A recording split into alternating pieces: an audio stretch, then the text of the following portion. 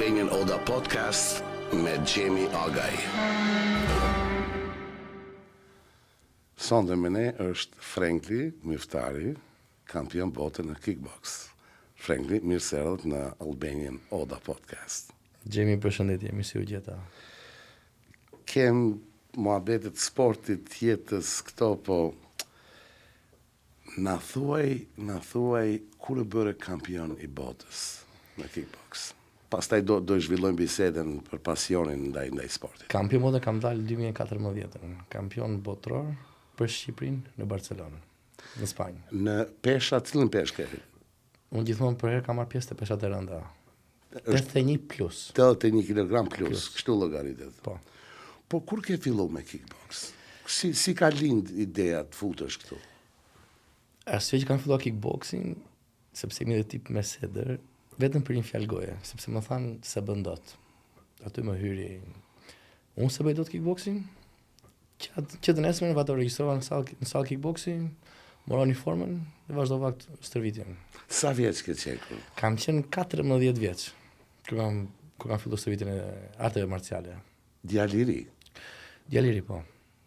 Po, më ke thënë që ke qenë duke punuar me disa të huaj, se ke jetu një kohë në Greqi, do të eksplorojmë. Si ka qenë aja i muhabet? Atëre, unë isha guzhinjer, e punuja me 2 vëllezër amerikan. Ata përgatiteshin çdo mëngjes për stërvitje. Unë i shifja me uniformën që thashun ku veni ju thashun çdo mëngjes. Tha, aty ku vemi ne, tha, nuk është vend për ty, tha, ti je vogël, tha, nuk është, thash, përsa nuk është për mua? Po, tha, nuk bën ti për aty. Unë nuk bëj, thash, për aty? Unë? Të nesër e mora uniformën, regjistrova bashkë me ata. Kur më pa në sallë, më thanë, qa bën ti këtu, tha, u habitën. Thash, unë jam e që se bëj do, thash. Që a dite, sporti më hyri një gjak. Ai lloj angazhimi, ai lloj stërvitje, ai lloj çlirimi, ta them. Është një lloj çlirimi. Është patjetër, është çlirim psikologjik, do të thotë, kur je edhe i ngarkuar e ndjen veten shumë më mirë. Patjetër, kur më thënë, momenti që ti futesh në një sallë stërvitore, çfarë do të stërvitje tjetë, po flasim më shumë për artet marciale. Ti çliron, sepse ti ke kontakt, ti godet diçka. Dhe momentalisht, më thënë, ty të dalin çdo lloj energjime negative që ti mund të kesh, çdo lloj ngarkese, çdo lloj stresi, ty të shkarkon. Është edhe ajo që ty të babit ka vdek shumë i ri. Po. Ti je rritur, si më thonë, jetim pa bab. Po. Je bo burri i shtëpisë shumë herët. Është ajo që je pjekur herët në jetë, që ke punuar shumë i ri, nuk ke thonë që ke fillu. Kam punuar shumë i ri, këto arsyet familjare patjetër të bëjnë më të fortë, sepse përballesh me situata të ndryshme. Patjetër që ndikojnë shumë te karakteri, dhe si sportist. Them diçka. Përpara se futesha në çdo lloj ndeshje, unë takoja kundërshtarin tim. Kisha shumë qejf ta njihja. Edhe i veja si e, prezantohesha, unë jam Frenkli. Por disa sportistë e keq kuptojnë artet marciale. Arti marcial është nuk është mënyrë për të shprehur egërsirë. Egërsirë, po, dhunën. Sporti është mënyrë, sidomos edhe pse mund të jetë sport me kontakt, është shumë paqësor. Çfarë do ndodh ngela aty brenda fillon edhe mbaron në ring. Duhet teston kush është më i fortë kuptimin me ushtrime, me energjinë. Duan të duken, ta themi. Kurse unë e kisha si mënyrë jetese sporti, nuk e bëj asnjë as për të dukur, as për të ushtruar jashtë. Edhe pse nuk na lejohet ta ushtrojmë jashtë, sepse për shembull ne që jemi makineri, më thënë, ne që jemi makineri nuk na lejohet ta përdorim jashtë sportin, sepse mund të shkaktojmë shumë dëm tek një person i thjeshtë. Po, se e dini saksisht ku me godit, si me godit. Nuk ka nevojë të bësh shumë, 2-3 lëvizje, edhe mund të shkaktosh shumë dëm tjetrit, kundërshtarit. Prandaj nuk na lejohet ta përdorim jashtë. Për këtë arsye, unë gjithmonë kisha, më thënë, pasi të bëja ndeshjen, kisha kurreshtë ta njihja kundërshtarin tim edhe i prezantohesha. Unë jam Frenkli. Mirë, po kundërshtar se peshat të rënda plus nuk është me moshë. Unë për herë kam bërë me 7 vjet, 8 vjet, 10 vjet më të madh se vetja ime. Edhe merrnin çik si, më thënë, më neglizhonin, ta them. Por ama kur hyja në ring, unë kam vetëm nokaute. Në të karrierën time kam vetëm nokaute. Maksimumi raundi i dytë nokaut brutale. Edhe ty ndronte loja, ndronte muhabeti, ndryshonte muhabeti. Po dhe kështu dukesh qenë shumë i ëmbël. Jam pozitiv. Jam shumë pozitiv. Shumë pozitiv. Do të thotë nuk e ke atë egërsinë se disa sportistë edhe kanë. Ndoshta mundon ta ti jep drejt atyre që neglizhorin. Ta friksojnë kundërshtarin. Jo, po këta thonë që nuk bën kurrë me paragjyku kundërshtarin. Asnjëherë, sepse po e kundërshtove ose paragjykove dhe mund të humbësh. Patjetër. Ti nuk e di çfarë fshe një makinë poshtë. Çfarë motori ka një makinë, më thënë, nuk e di ti çfarë mund të fshe unë, çfarë teknikash kam, sa vite kam. Me impapjen e parë nuk e dallon dot. Jo, nuk mundesh. Po në Spanjë kur ishte na thuaj pra duelin ku bërë kampion. Në Spanjë delegacioni ishte 6 veta, delegacioni kombëtar i Shqipërisë. 2 veta të pesha imi ishin të pesha të rënda. Një djalë nga grupi im u eliminua me knockout, humbi. Edhe unë fitova me knockout në ndeshjen e parë. Edhe kualifikova tek raundi i dytë. Në raundin e dytë, me sportistat që do përballesha, ishte po ky që eliminoi shqiptarin ton me knockout. Kam qenë 22 vjeç, ka qenë 34, zvicerian. Kishte përvojë, sigurisht. Shumë përvojë. Edhe me trup ishte më i madh. Po pesha ishte njësoj, po dukeshte shumë i frikshëm. Se unë isha 22-34. Ka të bëj mosha. Më thënë me eksperiencë. Kur je më i madh ke më shumë eksperiencë. Po. Po ti bish kur unë fitova në raundin e dytë me knockout, kundërshtarit tim e la shpan ndjenja në ring, erdhi ndihma e parë mjekësore, i vunë oksigjenin. Gruaja e tij po qante në cep se ishte i martuar, thash çai kam bër. Trajnerim Çavit Bajramin. Kjo është pak e rëndë, me të drejtën, sidomos është pak e rëndë, por të dy nisën për një qëllim. O unë ai në ring. Pastaj patjetër japim dorën. Po duhet me dhënë dorën. Përndryshe nuk është sport. Patjetër. Por ka qenë një knockout spektakolar. Kur ushtroje kur fillove në atë moshë, sa orë ditë bëj ushtrim? Unë përgatitesha, qoftë kisha ndeshje, qoftë nuk kisha ndeshje, unë bëja 13 orë në javë sport. Stërvitje. Jashtëzakonisht shumë. 13 orë në javë. Gati se çdo ditë, 13 orë, po. Ditë për ditë. 2, 3. Shumë. Shumë orë stërvitje. Po, a u lodh shumë, atë lodh, Se lodh sepse është karateja që bëja unë atëherë dhe kickboxi është po ta mas me kalori, është nga sporti që harxhon më shumë kalori. Biles njerëzit që mundohen të humbasin, të eliminojnë dhjamin, futen te artet marciale për të dobësuar, për të tonifikuar, për të bërë fit. Por ishte dëshira që më bënte të mos dorëzohesha, se do vi edhe jam ku bëj, më thënë. Mbas kampionatit të parë, dola prap kampion Greqi, unë kam dalë 14 herë kampion gjithsej. Ku në karate, kickbox, MMA, box. Edhe në Greqi. Në Greqi jam 2 herë kampion kombëtar. Po ke jetuar atje, ha? Në Greqi kam ikur që më shumë të vogël. Jam rritur në Greqi. Kam bërë shkollën. Kam bërë shkollë lartë në Greqi. Ku ke jetuar në Greqi? Kam jetuar në Nafpa këto. Është një qytet shumë i bukur, bregdetar. Përballë Patrës. Aty kam tërë fëmijën time, tërë kohën, po thej më të bukur para se të filloj me angazhime tjera. Po kur e ke përfaqësuar Shqipërinë, ke jetuar në atë kohë Shqipëri apo kur kam përfaqësuar Shqipërinë në moshën 21 vjeç u kthem në Tiranë. U ktheve në Tiranë. Ktheva në Shqipëri.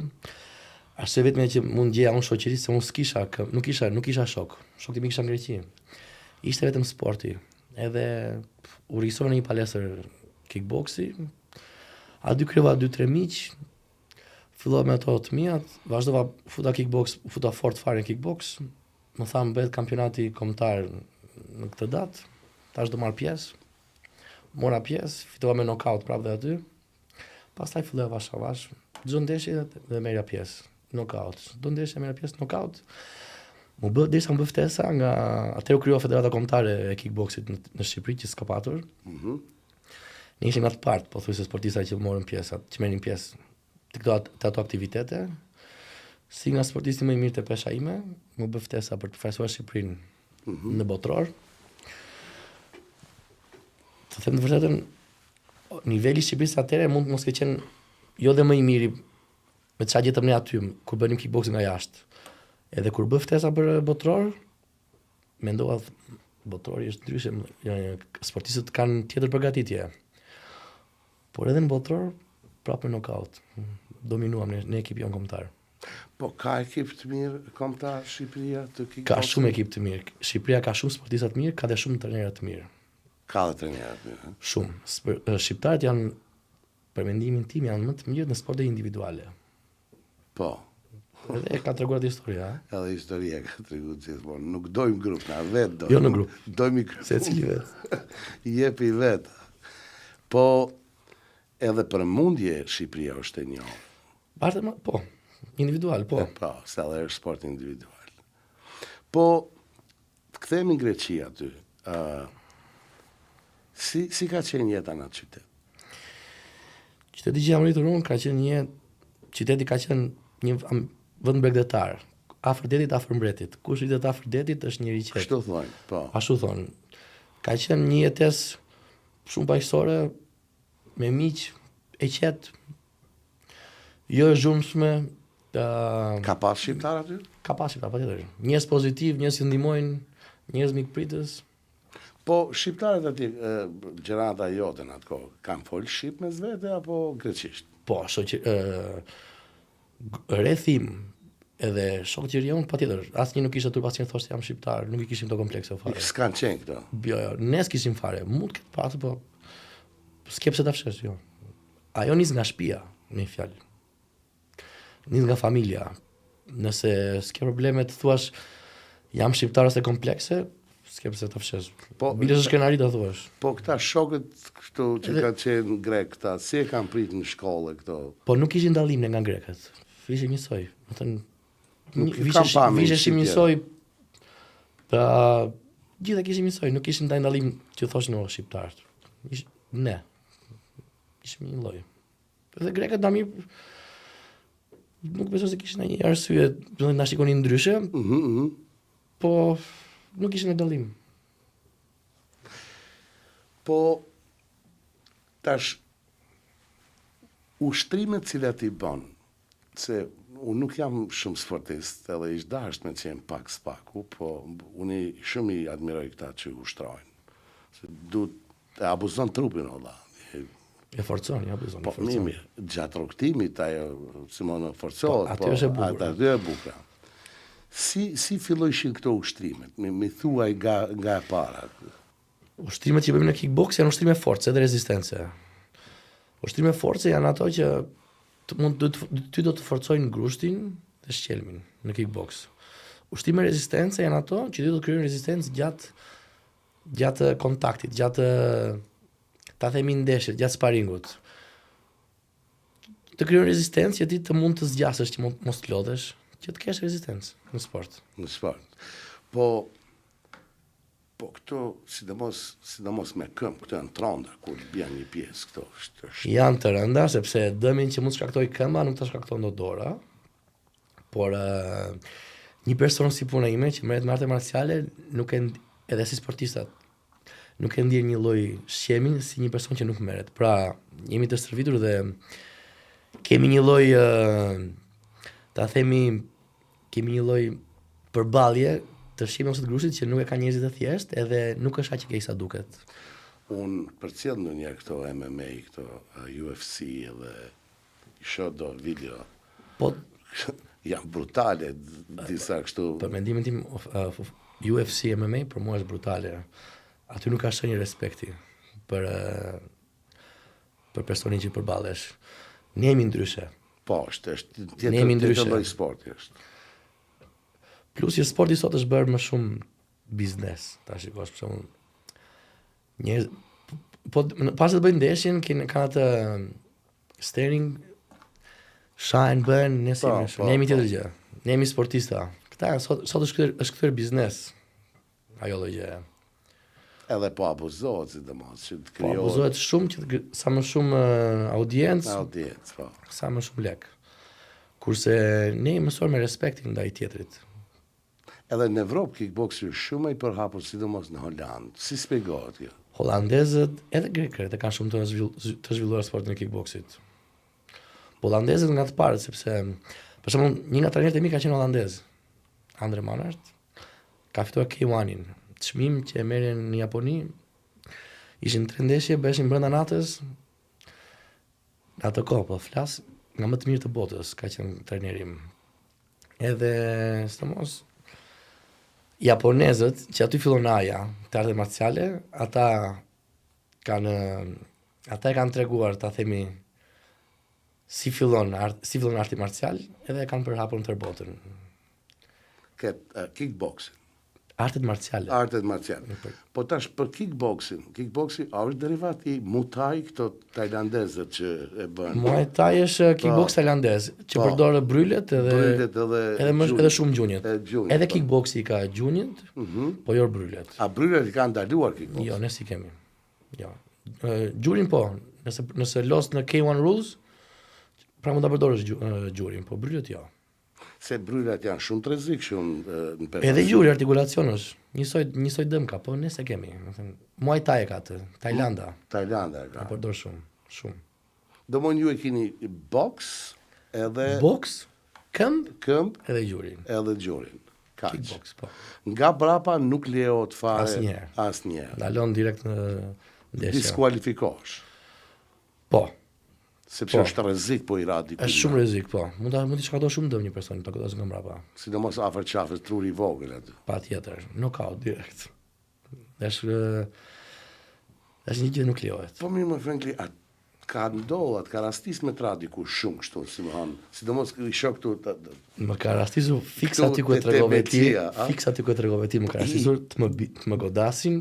Dorzonet është një dhimbje thënë pa parë, Vetëm se s'kam dhe veten time, po unë e di sa e kam vuajtur, ndërpritet komplet, nuk merr dot frym, ngel. Është ai, ta themi 6-7 sekonda që ti ngec, nuk merr dot frym. Ti s'mundesh as me marr frym. Fare, zero, veç bëj bloko që mos pasen goditje të radhës, edhe vazhdon, ne merr veten. Vetëm mos t'japësh veten. Atëre duhet truash ato 5-6 sekonda, se po goditja dytë... Po pra, duhet truash që mos mash goditjen e radhës. Edhe merr veten. Me marr veten, duhet të rikuperosh. Sepse ka diçka, nëse dy vete janë duke luftuar në ring, edhe njëri godet një tjetrin fort, ai që godet fort, nëse e jep veten që aty ti dhëmb, person tjetër merr zemër. Edhe vazhdon më shumë. Pra, asnjëherë mos jep veten, asnjëherë. Qoftë dhëm që asnjëherë mos jep veten. Ti je i ftohtë. Po si e përshkruan atë dhimbje? Ajo dhimbje do thosh është një dhimbje e hidhur. Është e rëndë, Është shumë e rëndë. Është një mpirje totale. Nuk është mpirje, është bllokim total. Ngec. Bllokim. Po dhimbjen e ndjen. Dhimbjen edhe plus rrezikon mund të kesh edhe një bring, të shosh në një hemoragji të brendshme, të shposh në një mushkëri. Pra sporti jon aq i bukur thash, është i rrezikshëm i çik flas për nivele profesionale. Domon frymarrjen ta ndal frymarrjen. Në dy të dhimbja se kjo është me qis ku i mshojnë. Po. Me qi është ku pastrohet gjatë. Mund edhe këtu janë dhe brinjët poshtë, brinjët e fundit. Po. Atëherë ti edhe janë dhimbje kështu shumë të madhe, po edhe ty të ndalet frymarrja. Ti bllokohesh. Blok. Si i shon ndonjëherë ndalen atë. Fikesh, knockouti, brutal. Nuk merr dot frym, nuk furnizohesh. Wow.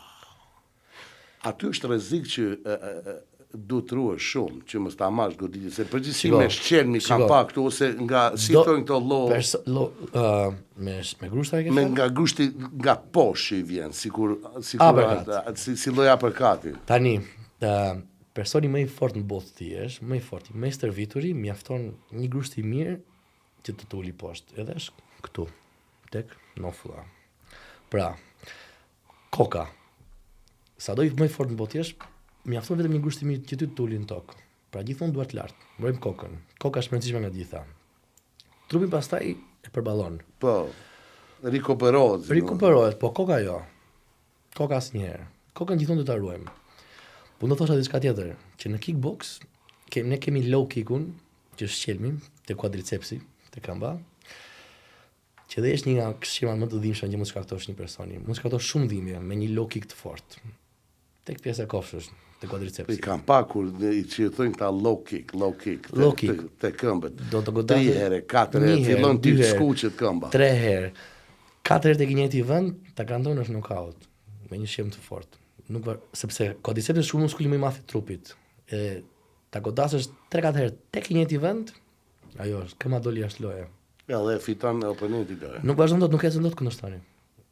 E bllokon. Po këto të ka ndodhur ti marrësh në këmbë? Më ka ndodhur jo një herë, më ka ndodhur shumë herë, po i kam marrë gjatë stërvitjes. Para se të përgatitesha për ndeshje, kur faza përgatitore është ai 3 javor që është një 3 javor shumë i rëndë, kërkon angazhim maksimal. Aty vuan. Ato në 3 javë vuajtje. Vuan aty që kur të vesh në ndeshje, Duket më lehtë. ti trajneri më thoshte ndeshja është një fest. Aty festojmë. Pra, vuajtje 3 javë para, vetë ata i 2 minutë, 5 minutë ndeshje, ti ta shijosh. Edhe unë kam shijuar çdo ndeshje, se unë kam fituar çdo ndeshje, kam gjitha fitore. Po pse nuk e vazhdove Martuti? Mbasi që bone kampion, tha, Sportin nuk e vazhdova për arsye ta them demoralizimin, sepse atëherë Shqipëria e vogël që thoshin që morën pjesë në kampionat botror, ne dolëm gjithë parët. Ekipi im, më thënë, delegacioni jon fitoi sollëm 3 medalje. medalje ari në Tiranë, 2 medalje bronzi, 1 medalje po, Edhe argjenti. edhe një argjenti. Shkojnë ato 3, po. Arsyeja që arsyeja që unë nuk e vazhdova është sepse unë demotivova për arsye ne duhet bënim një shpërblim nga shteti shqiptar atëherë, edhe nuk e morëm kurrë. Nuk i dhan, ha? Nuk na dhan asnjë lek. Po ju kanë dash lekët aty. Nuk na dhan. Atë nuk e di. Po them se di as. Edhe tani është një sport me kontakt dhe ti mund të lëndohesh dhe ti mund të ngelesh, mund të krijosh një thyrje, mund të krijosh një dëm shumë të madh nga sporti kickboxit, le të themi, që atë nuk ta financon njëri rikuperimin më vonë. Më kupton? Shumë rrezik. Pra, është çik risk. Ne e bënim se kishim pasion. Por vjen një kohë që e mendon çik më shumë. Nëse mund të ndodhi diçka, sepse unë bëja ndërkohë të shkollë të lartë, A shkojnë në fakultet? isha shkollë të lartë, isha në punë, bëja dhe stërvitje, i bëja të 3-a. Edhe i pari të 3-a. Por kur i mendon çik më thellë më vonë, se në fillim është ajo entuziazmi, thua frenojnë çik se nuk kishim mbështetje fare. Zero mbështetje. Fatkeqësi. Edhe prap të parët. Ekipi kombëtar. Prap të parët. Edhe ju keni, nuk fare s'keni jetu nga kjo punë. Keni bë punë tjera. Fare. Shumica nisi si hobi. Jo, punë tjera. Gjithës kemi dhënë. Po si shkon puna e pagesave në K1 për shembull? Sot Paguan ato meqe? Se për shembull, krahasim me boksi është shumë më ndryshe edhe. Sot ke njerëzit marrin sport nga reklamat, për shembull nëse unë do bëj ndeshje edhe do marr nga sponsorat, ta themi. Aty fiton lekët sportistat sot. Te sponsorizimet. Pastaj varet vënë edhe një prim, kush deli pari mund marri kaq lek kaq, por asnjë nuk është standarde. Kush ka më shumë njohje me më shumë lek. Po K1 paguhet më mirë. Si lloj ligë, është ligë K1. K1 është lloj federate, lloj disipline. Lloj disipline, po. K1 ka Glory, One Championship. Pastaj UFC është tjetër lloj gjë. UFC është mixed martial. Ajo është mixed martial. Ne aty lejon edhe lejon gjitha. Po. Përveç kafshimit dhe goditjeve të organet. Po. Kurse thash pagesat varen nga primi do të caktojnë, nuk është standarde, ndryshojnë, po që janë shumë të mëdha. Po e ke menduar një herë boksin? Unë që bëj kickbox, kam bërë ndeshje boks, por kam të vështirë të bëj boks, sepse unë do të përdor këmbët. Për shembull, është instinktivisht. Është instinkti, unë mund të bëj një kombo për shembull 1-2-2, unë do të përdor këmbët patjetër. Edhe se përdor dot. E kam jo të vështirë, sepse kickboxi ka boks brenda, por e gjithë ndjen më shumë te kickboxi. Ma thuaj për këta Muay nga Tajlanda. Unë edhe Siri kam përcjell. kanë qenë djaliri kur ka ardhi Jean-Claude Van Damme atë kohë me ato filmet e tij që i këtë atje ushtronte. Ku diun kanë qenë 12, 13, 14 vjeçar kur i kanë pa. Ata sporti tyre më manit me thonë drejtën. E ke fjalën për filmin dhe Jo, kickboxer me Van Damme? filmi kuptohet, filmi ka qenë interesant për atë kohë, por ushtrimet edhe si lloj sporti, dhe është sport nacional. Patjetër. Si e sheti Muay Thai? Muay Thai është sporti nacional i Tajlandës. Po. Tajlanda mburet me Muay Thai edhe për mendimin tim vetë shumë mirë sepse është gjithë sportistët e botës pas të marrin pjesë në një kampionat le të themi UFC, që është sot është më e famshme, gjithë kalojnë nga Tajlanda. Gjithë vënë në Tajlandë një le të themi 3 mujosh, marrin eksperiencë nga trajnerët, nga senseit që janë aty në Tajlandë, pra marrin dhe kulturën e tyre që të vazhdojnë. Pra është bërë një le të themi must Muay Thai sot. Për ata që do ecin me arte marciale. Po si sport ty, tash se ti e kickboxer, si duket stili tyre? Është ndryshe nga sportim, vetëm për arsye për bryllet. Do të thënë vetëm kjo është diferenca. Pra po duket një sport. Se unë i shoh ca nga ata që janë shumë të famshëm, i kanë disa kampion. Po si marrin ato rrajë? Nokautet e Muay Thai janë shumë të rënda. Këtë mund të them unë. Për shembull, edhe stërvitja është e tillë. Ha? Për shembull, një sportist Muay Thai, po them kickbox Muay Thai është një gjë, përveç brylleve. Po. Stërvitja është shumë e rëndë, shumë e fortë. Po si thashë që parë ka stërvitje fizike dhe ka ushtrime force dhe ushtrime rezistence. Pra përgatiten për atë lloj ngarkese. E kanë ballafaqime të mërshëm. Janë kështu zdalën tu i mbëra një tjetër. Disa herë e kanë pa doreza fare vetëm me fashët, me badaxh. Pra imagjino tani ç'a ngarkese merr trupi, ç'a goditje merr trupi, ë? Por madje ç'a përgatitje bëjnë këta për të vajtur në atë lloj. Ata edhe të përgatitur. Thashë që parë që një person që bën arte marciale nuk e ka trupin njësoj si një person që nuk bën. E kanë trupin më të pjekur. E ke menduar ti ndonjëherë me ikë atje? Në Tajland? Po. Në Tajland ishte një kënaqësi shumë e madhe të vesh, të bësh stërvitje. Është një eksperiencë jete. Se është edhe koha e mirë. Disiplina e tillë, ata janë me program. Në çdo gjë zgjat duket 3 muaj. Stërvitja aty është, më thënë, tu ishte një kënaqësi shumë e madhe të marrësh pjesë. Po dhe kesh një arsye të vesh. Po, kuptohet. Frankly, na flet për biznesin që ke hapur, për kickbox në Tiranë. Kur u ktheve në Tiranë, si quniri, mbasi që u bëne pjesë e federatës edhe bëre kampion, kur fillove që hape palestër tënde? Pasi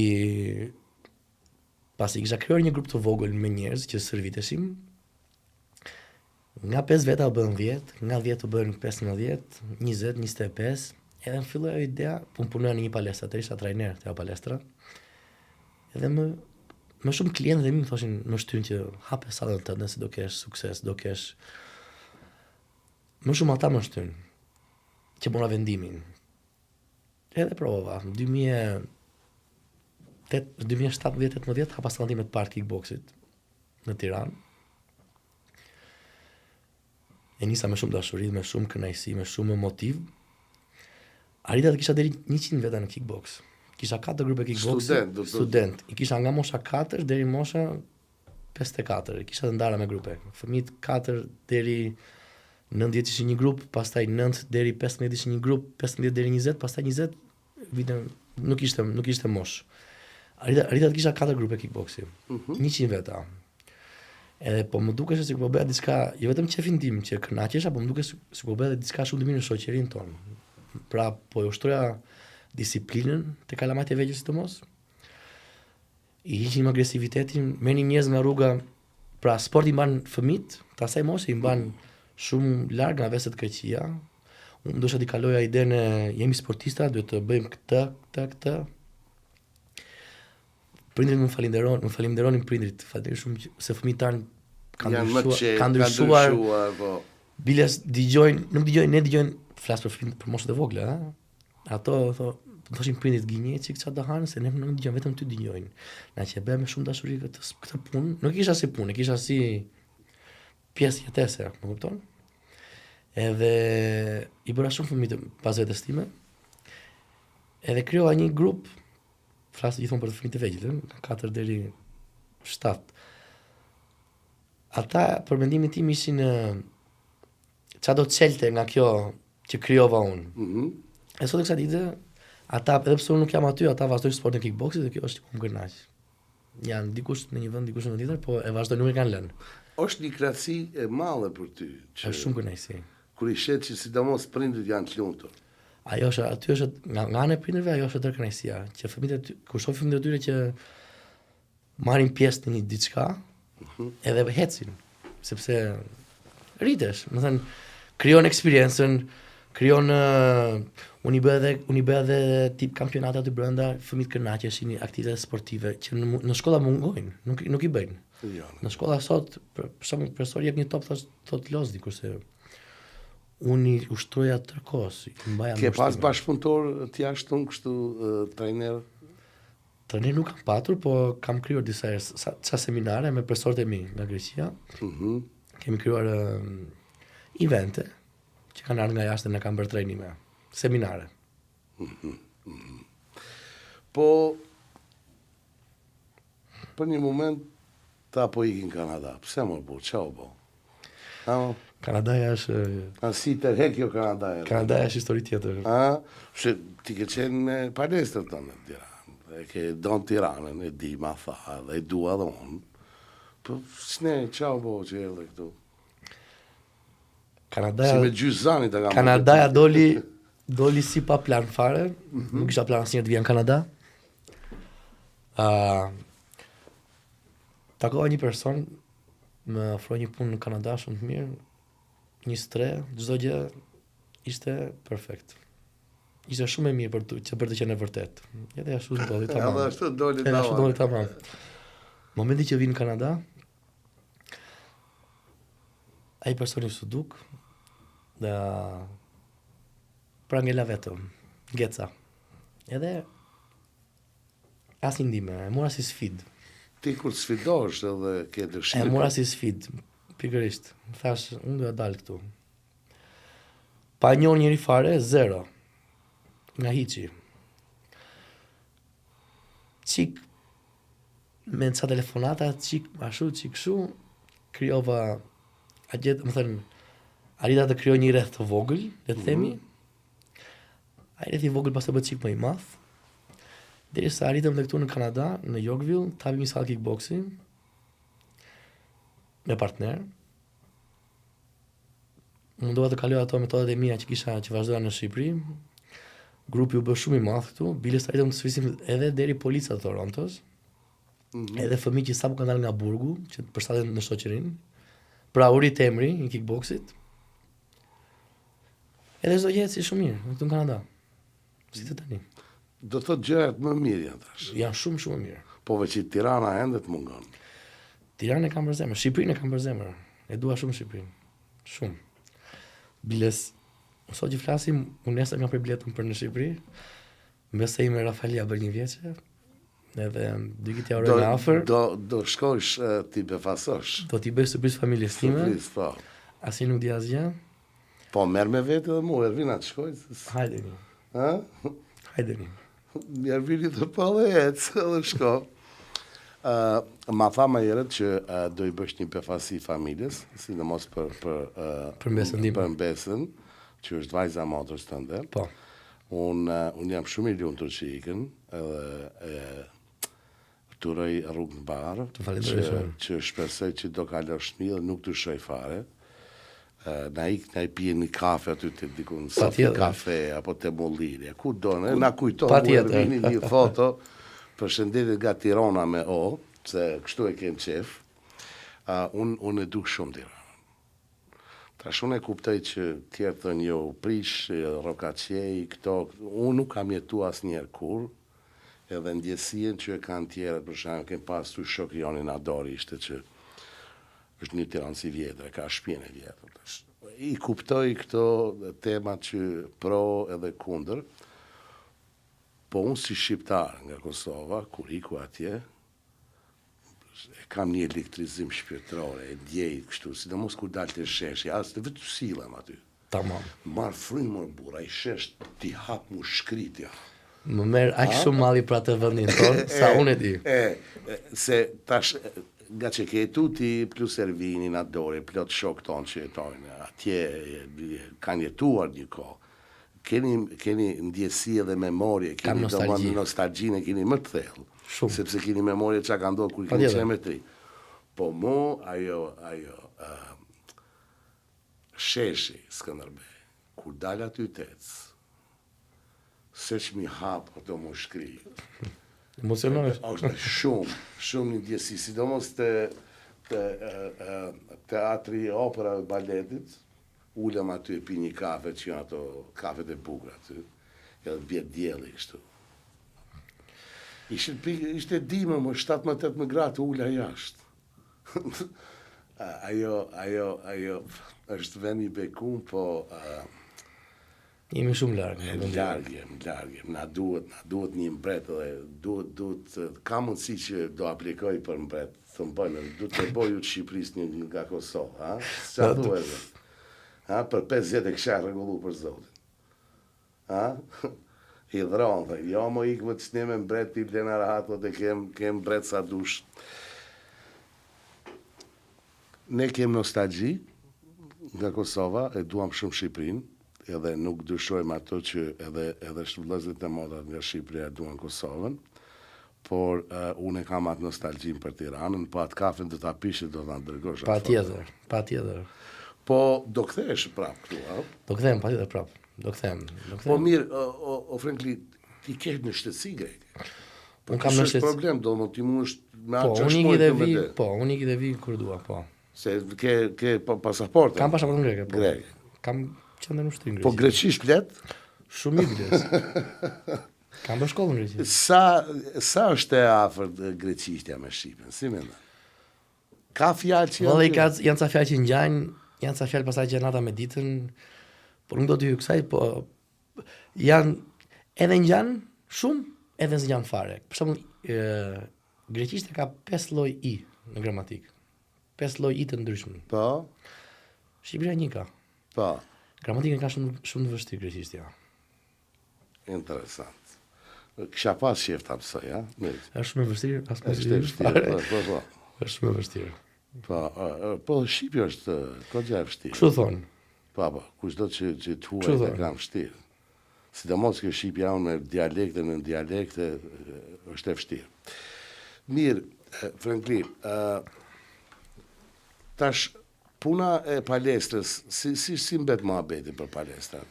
Atëre, unë aktualisht jam personal trainer. Këtu? Unë në Toronto. Po. Unë servis njerëz në Toronto. Qoftë për çfarë lloj syni mund të kesh ti. Qoftë mund të bësh sportist marrësh pjesë në kampionate, qoftë antistres, qoftë sa për të marrë me një aktivitet, qoftë eliminim dhjami për adopsim, që shumë njerëz nisin vetëm për adopsim.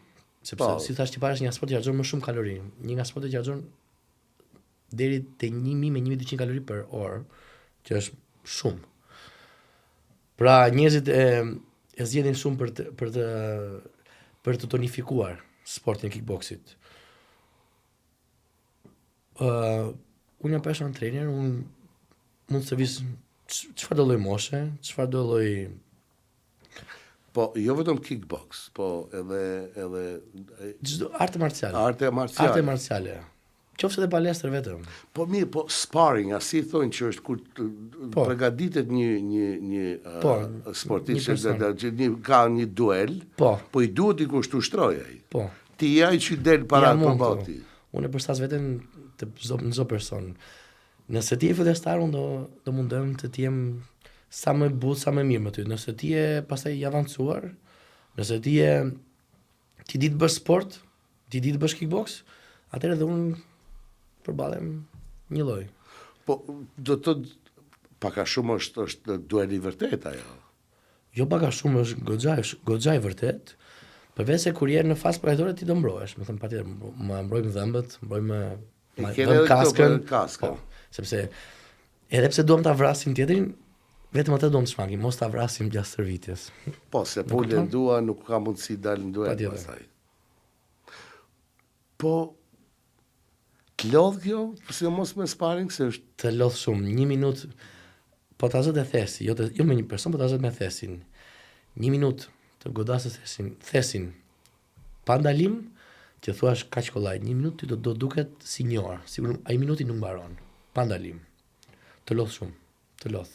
Po atë stërvisim ne, rezistencën. rezistenca. Ajo është. Ose një lloj kondicioni me pas. Condition, rezistenca. Condition, po.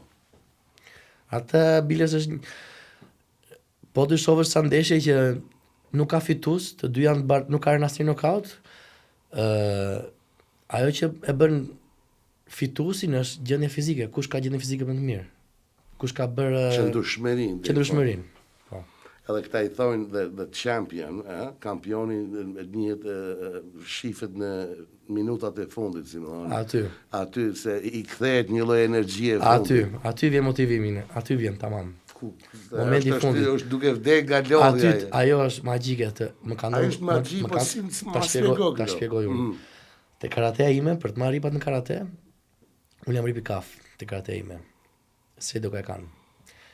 Për të marrë ripin duhet bëje teste që ti tregosh që ti ke avancuar. Pra, profesori më ne filmonte me një kamerë, ngriheshim ne ripat e verdh, le të themi. Pasi kishim bërë çdo gjë herë 50, çdo ushtrimi herë 50, 50 pompa, 50 pull-ups, 50 hedhje, çdo gjë herë 50, pastaj duhet bëje ndeshje brenda palestrës. Unë për shembull për të marrë ripin në Jefsil, më kam bërë 17 fight non-stop, pa ndalim. Një fight është 3 minuta. Tani imagjino të luftosh me 17 veta herë 3 pa ndalim, edhe aty kupton ti që trupi i njeriut është asgjë. Trupi është 1-0.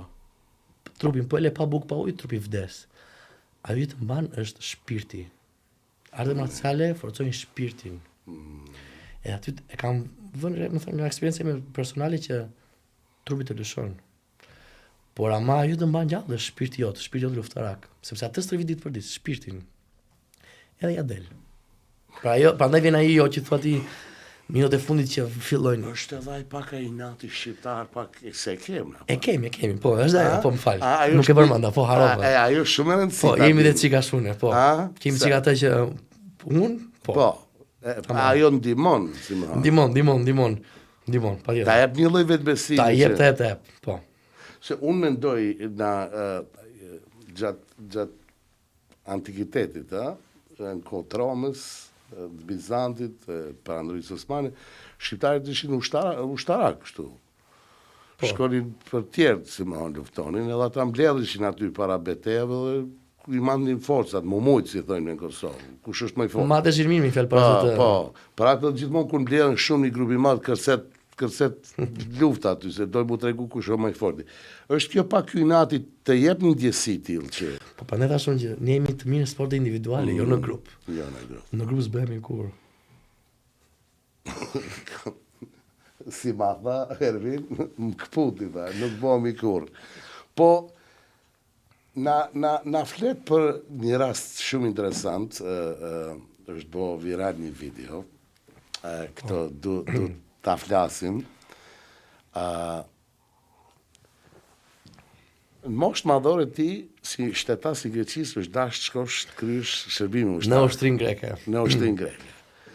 Qa ka ndodhur aty? Mua më kisha sallën time të parë kickboxit bilison të kohë. Më fal, po. Ndodhi Covidi, pandemia, u detyrova mbylla sallën time, sepse në asnjë s'mund punonte për pandemisë. Edhe thash me këtë rast, pikë të bëj ushtrin që e kisha shtyr. Ikin në Greqi për të bërë ushtrin greke, për paraqitem në repart, që kisha 10 vjet që mungoja nga Greqia. Më caktojnë te pjesa e mjekësisë në ushtri. I thash unë, unë dua adrenalin, nuk dua të ri të stali ushtrisë, unë dua adrenalin, më lëshoni, mësoj të bëj. ata u habiten sepse kush veten në ushtri kërkon secili gjithë kërkojnë sa më but, sa më qetë. Bot ma lehtë ta kalojnë, po. Unë kërkova të kundërtën, unë kërkova aksion. Më çon në forca speciale në Qipro. Qipro është një zonë e kuqe. Një pjesë në Qipro është e zaptuar nga shtria turke edhe sulmi mund ndodhi brenda natës, mund ndodhi çdo sekond. Puna dhe është adrenalin, aksion. Ku më lexuan CV-n, gjitha unë u caktova komandant, sepse çdo kush me një profesion, tjetër është kuzhinier, tjetër është shofer, tjetër është te zyra, unë cakton komandant. Togu, si më thonë. Komandant, unë kisha poshtë me 34 veta, që komandoja unë. A do mo ishe rreshter, si më thonë. Jo, isha komandant më cakton komandant si profesion. Po. Profesioni im ishte komandant. Më vonë, pasi merë bën qitjet, merë ti rritesh. Me një grad tjetër. Jo grad, po nga... Unë për vetë s'kam qenë ushtri. Ta them unë. Po. Nga sjellja që ti ke, nga disiplina që ke, nga sa i aftë je në ushtri, për shembull, nga qitjet, ti rritesh.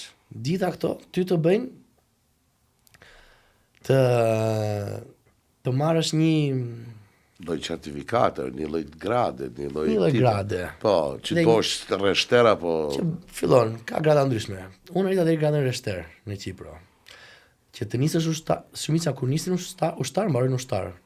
Unë nisa ushtar, mbarova rreshter, sergeant. Tani ç'a ndodhi? Unë isha larg shtëpisë time, nuk më dhanë leje fare. Isha te muaji 9, gati u mbaroj ushtrin. Flasëm shokët e mi në Shqipëri, më bëhet qefi, ata më përshëndesin, i thashën pis, se po e përshëndes dhe unë tani, po ja kthej direkt përshëndetjen. Po pa e mendua shumë thellë, unë vë tërë ushtrin greke, tërë ushtarët gati tu, edhe i jap komanda, duke përshëndetur shokët e mi në Shqipëri. Po ishte gjë pa e keqe, edhe ushtarët ishin aty poshtë me, gjithë, nuk ishte asgjë nacionale, asgjë simbolike, Amo ti fole shqip. Unë fola shqip, po nuk e fshev asnjëherë që jam shqiptar, edhe në shpinë greke. Asnjëherë. Edhe i dhash komanda ushtarëve, ata zbatuan urdhrin tim, përshëndetën shokun tim, edhe mbyllëm këtë video. Po, kjo video ndodhi që u bë virale. Mori për masa shumë mëdhaja. Ne arritëm deri në parlamentin grek për kësaj videos, se u bë problem në Greqi. Kush janë këta shqiptar që japin urdhra tek ushtarët grek? Më thrasin mua në drejtori, ta themi. Kush je ti? Kush je ti? Ke ngatuar 4 shtete, Greqi, Shqipëri, Qipro, Kosovë. Thash unë tash jam shqiptar, po plumin tani tash ha direkt për Greqinë, tash këtu ku jam, se nëse si të thash ishim zonë kuqe dhe mund të ndodhte një sulm, më thënë në moment, në sekond pas çdo sekundi. Edhe duke parë ata pastaj historikun tim në ushtrin greke, sa i aftë isha, nuk më dënuan shumë keq, më dënuan me një dënim minimal, ta themi. Edhe derisa mora pasaportën që morova ushtrin, pastaj isha i qetë. Kur mora pasaportën time që isha i qetë që u mbyll kjo historia. Është interesant që shqiptarë që janë lindur e rritur në Zvicër, tash ata ikën e kryen shërbimin ushtar në Zvicër. Një ndër ta ishte edhe nipi, djali i vllaut, plot djemë 3. Edhe është një video viral, janë gjithë ata shqiptarë, edhe bëjnë pompa e... Ne kam parë. Po, si më thonë, energjia në Zvicër është pak më ndryshe, nuk ka problem shumë i madh kur ata dhe flasin shqip. Pse u bë kjo kaq virale, sepse ti dha komandën shqip? Shiko, ta them unë. Ne në ushtri aty kishim çuna që ishin rus. Kishim çuna që ishin anglez, me pasaportë angleze dhe bëjnë ushtrin greke. Ata bënin video natë për natë, flisin anglisht. Siç bëron shqip. Por kjo imja që bëra shqip, se di tani që ka marrëdhënia Greqi-Shqipëri. Po. Plus reparti ku isha unë ishte repart një sjellje speciale. Jo tamam, jo një reparti thjesht. Edhe u krija çik më shumë, ra çik më shumë në sy për keq, që si mund ndodhin këto gjëra aty. Amo qëllimi jot s'ka qenë me bo. Qëllimi s'ka qenë asnjëri keq, unë biles me çunat, me ushtarët ishim shok, biles i thash do bëjmë këtë, asnjë nuk më tha jo, patjetër. Më thënë, ma bën qefin, ma bën dhe nderin. Ta. Edhe kur ndodhi Asa ta se kuptuan që do të jetë problem kjo. Jo, asnjëri. Po nuk ishte gjë për të bërë problem aty. Nuk ka, unë thjesht përshëndaj shokët e mi. Kaq. Nuk është se u bën ai problem, nuk bëm as simbole, as nuk mbura njëra në shtet e shtafa tjetër. Po. Nuk ishte asgjë. Po mori për masa vetëm që fola shqip. Po ti përmend edhe Kosovën apo? Po shoku im kryesor ishte për Kosovës edhe Qa, Ren, fillove ti përshëndet. edhe shok nga Grecia, se ti ishe në Qipro tash, apo? Në Qipro, po. Po, i përshëndetet Greqi, Shqipëri, Kosovë. Po. I malli. Po, ka shku 1 milion views ajo. Ka shkuar shumë miliona views, por po, shumë, mori për masa shumë më dhaja. Po, shqip, kur bon të një gjërat spontanisht, jo të menduara mire, të përgatitona, dalin më original.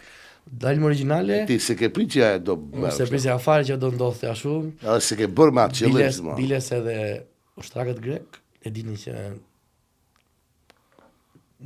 unë nuk u nisa për të bërë diçka të keqe, fare. Po, se ju i njiheshin. Ata më njihnin patjetër brenda, por media e bëri që dukesh sigur unë po dënoja se po Gjatë që s'ka qenë tendenca. fare, zero. Ne ishim, më thënë, unë isha reshteri, unë dash urdhrin, ata e zbatuan, po me tendenca gjithmonë të mira. Po, pastaj ai dënimi ishte një animu i vogël dikën. No, dënimi që mori shteti grek për mua ishte që më hoqën nga Qipro, më çuan në një ishull tjetër të Greqisë, plus një muaj ushtri. Më thënë, unë zgjata ushtri me plus një muaj. Aty do thosha kam bërë tamam çik ushtri të rep, se Aty ishte çik rep në kuptimin që rregullat, disiplinë. jo rregullat, po ishte ndoshta ishin më pak veta në ushtri dhe më pak veta më shumë angazhim për ne. Në Qipro ishim 300 veta, nuk bëja shërbime. Isha dhe ushtari vjetër, kurse në Greqi, ku veta në Greqi, në Limno, aty nuk ishte ushtari vjetër, aty ishin gjithë një lloj për ata. Pra, angazhimi ishte shumë i madh. Plus nisha çik ai që bëra videon dhe më kishte çik me një sy çik më ta dënojmë ta bëjmë, po prap asgjë nuk bëri se unë kisha gradën time dhe që fillim pra të qarta gjërat që unë jam ai që bëra videon, por mos orin që unë jam reshter. Pra jeni më poshtë me për ushtar po flas. Edhe më në fund e morova ushtrin, e mora të e mbylla detyrimin tim ushtarak. Po, do të thot, nëse ti nuk ishe shkuar, nuk do më shë ai dënim apo si shtetar? Nëse nuk shkon në ushtar, del dezertor. Ke statusin dezertor. Gjobitesh, nuk shkon në Greqi. Për mendimin tim ushtria është një eksperiencë shumë e mirë. Po, Duhet vënë gjithë në ushtri. Mirë, po, në Greqi e kanë gjithë që mund. E kanë detyrim, po. Për detyrim e kanë. Mbas i vetë 18 vjeç, i detyrohet vesh ushtar. Sa zgjatë që vjen? Zgjat 9 muaj, tani është bërë 12 më duket. Tani është bërë 1 vit. Çdo shtetës. Çdo person që merr pasaportën greke, po. Pra, bësh grek, ke detyrimet e grekëve, që është ushtria. Unë mora pasaportën greke, pastaj kisha detyrimet e grekëve, që është ushtria. Po ti tha kishte edhe anglez aty, se? Kishte anglez, për shembull, ai anglezi që isha me mua, që ishte mua ai deshte të hynte në një shkollë për kapetan anijesh dhe të kesh pasaportë greke për të bërë atë shkollën, prandaj do të merrte pasaportën greke dhe prandaj vati ushtar në Greqi. Që ka. Ai ishte çik tjetër lloj. Por që ka shumë, ka rus, ka georgian, shqiptar, si ne. Po gjithë janë me pasaportë greke, ha? Harvanitas. Flasin shqip ata? Në shqipe më distancuar, si më, ha?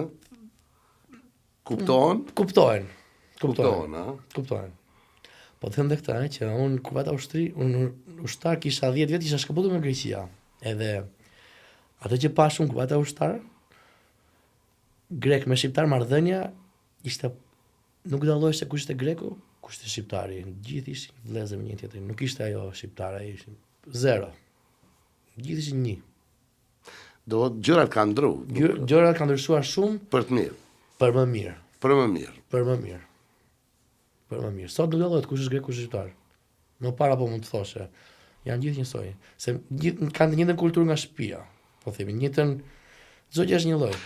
Unë mendoj që jem kushëri këtu larg. Është tjetër gjë. Pastaj s'po hym, ajo është tjetër gjë. Të antikitet, është Pellazgu i Ilirët, kur ishin Helenet, Trakasit dhe Ilirët, po ai muhabet i ka 3000 vjet i vjetër tash. Po Klajdi, dua të flas për Klajdin. Për Klajdi Tahirin, mikun shokun tim. Mikun, këto, për atë arsye përmenda me Klajdit.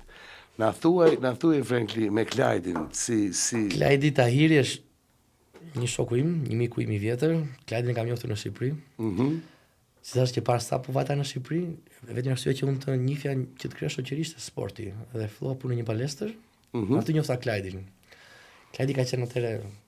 Unë kam qenë instruktor i parë i Klajdit. Një djalë shumë i mirë, shumë i shkathët, i zgjuar, edhe me vullnet.